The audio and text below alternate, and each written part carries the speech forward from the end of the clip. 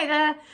Today I want to talk about the benefits of keeping a journal when you are trying to recover from chronic fatigue syndrome. Now, I'm going to be honest with you, I'm not that great at keeping journals. It's like, oh, it's another thing to do.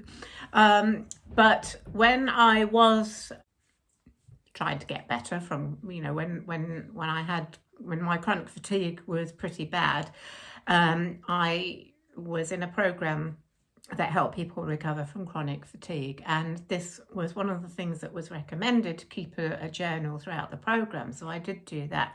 And it is really, really useful because it can help you see what may be triggering your crashes, etc. So I just want to talk a little bit about that. So first of all, one of the benefits of keeping a journal is, as I just said, is tracking your symptoms and seeing what it might be that's triggering your crashes. So as well as noting down your symptoms in your journal, you should also be noting down the things that happen during the day, and anything that's emotionally charged, like an argument or a physical thing that you've done, a walk, or maybe attending an event, or even things such as seeing some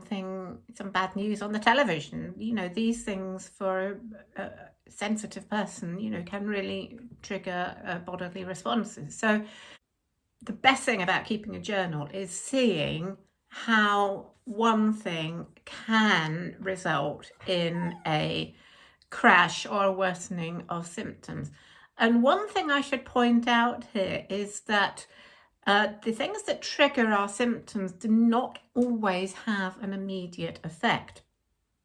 And this can differ from one person to another. Sometimes it can be a bit more immediate, but for a lot of people, our symptoms worsen. It can be 1, 2, or even 3 days after an emotional trigger or what have you. So keeping a journal can help you to see where these triggers are. So if you are having a worsening of symptoms on one day, it can be difficult sometimes to work out what it is that's triggered those symptoms, because they're not happening immediately beforehand. But by keeping a journal, you can then see more clearly as you go along what may be the events that are happening 2 or 3 days before your crash or whatever. And then, of course, when you can begin to see that, you can then begin to deal with those particular kinds of triggers and perhaps try and resolve them or avoid them, or whatever it is you need to do. Another benefit of keeping a journal is that you can also begin to see patterns of where your symptoms worsen or improve over time. So for a lot of women, your symptoms often are connected to your monthly cycle. So you can begin to see, you get much more fatigue and other symptoms around the menstrual period. So again, that gives you information that you can use and make sure that around those times you're not planning any big events that are, that is going to be really difficult for you if you're feeling very, very tired. But of course it could be other things like, maybe, at certain times of the month or the year, maybe you have regular appointments or people you meet or what have you, where are those perhaps events triggering symptoms, so that the journal will help you to see that. And another thing that the journal will help with is actually to see when your symptoms are improving overall. And that's a really good thing to notice, because when you notice that your symptoms are improving generally, this will give you a really great feeling of well-being and hope for the future, which will in turn help with your symptoms.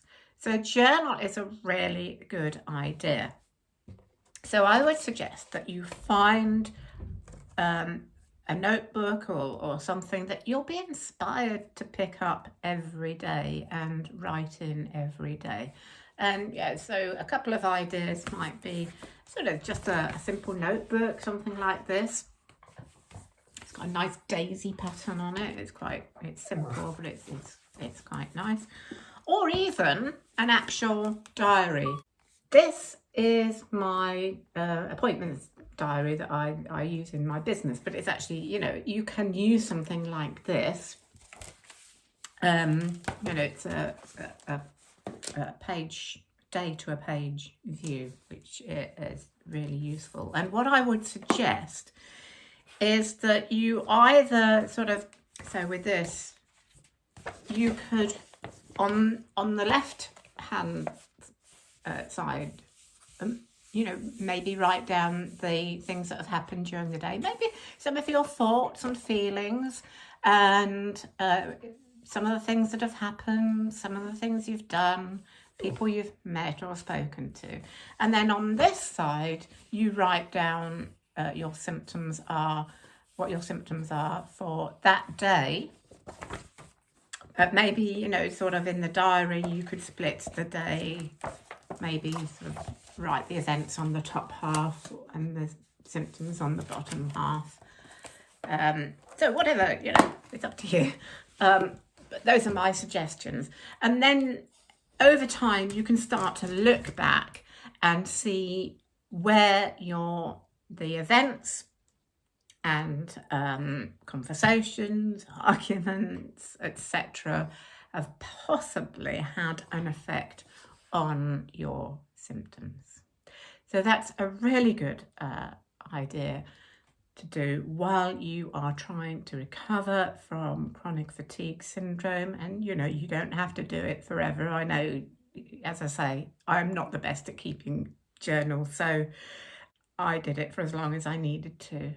So I hope that is a useful thing for you to do, and I will see you in the next video. Cheers for now.